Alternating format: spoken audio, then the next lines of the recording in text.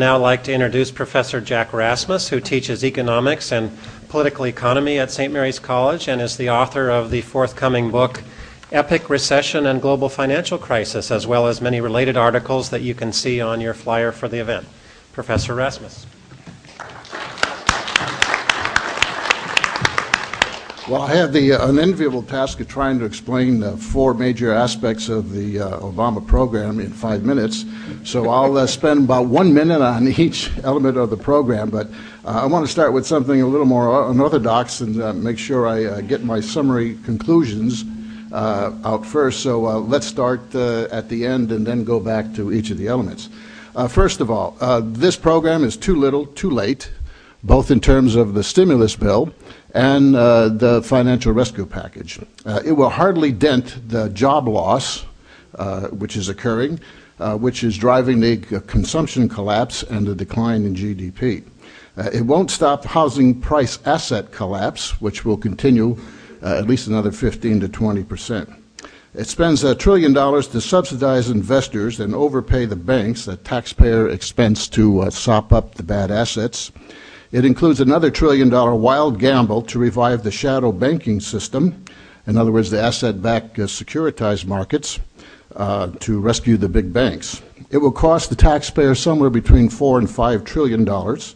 And according to studies just released last week from UC economists Auerbach and Gale, it will result in a 10-year deficit of $10 trillion, more than 10% of GDP over the next decade, which may very well lead to a crisis in the treasury markets and a long-term crisis in the dollar. So having said that, let me go to the four major parts. First of all, the stimulus bill, $787 billion, is not a jobs bill, which is the key to the consumption.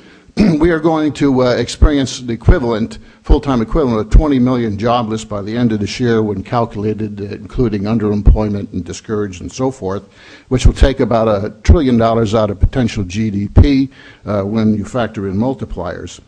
This bill only spends $27 billion.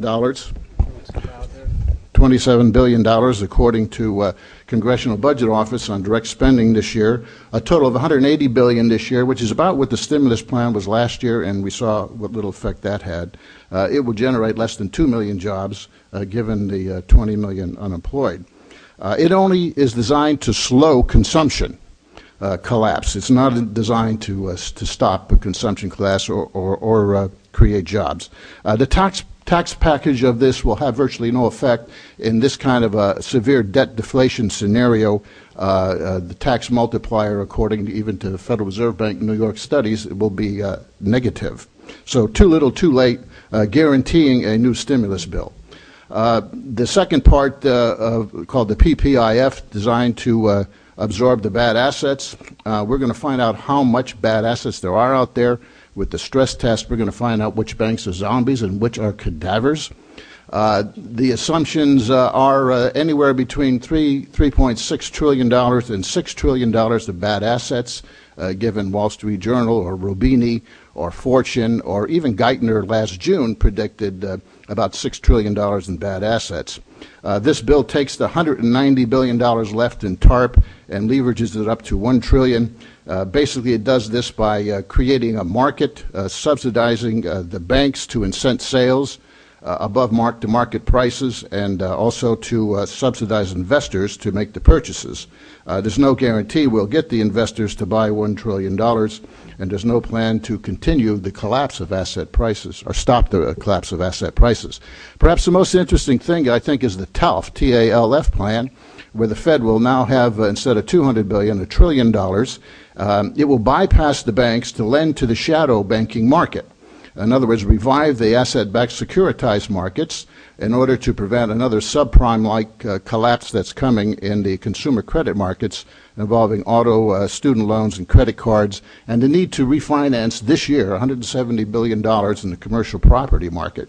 In other words, the Fed will become lender of primary resort to hedge funds and private equity firms and so forth. And it's ironic because what we got here is an attempt to resolve the crisis by over-leveraging and runaway securitization, which played a big role in the initiation of the crisis to begin with. Some key questions. Will this new TALF shadow banking revival kill off prime brokerages at the big banks?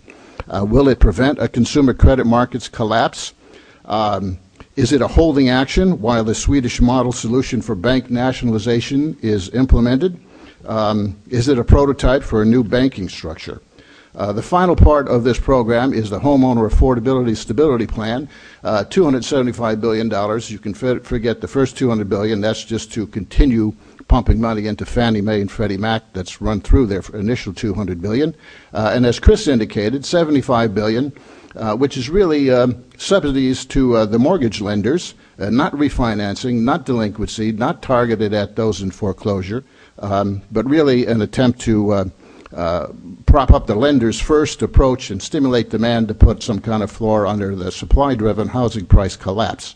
The Fed and Fannie Mae, you got to remember, it only addresses 20% of the subprime and mortgage markets when they buy these assets. The real problem lies in the 20%, 20 to 40% securitized mortgage markets that they're doing nothing about, and that's what's driving the housing asset price collapse.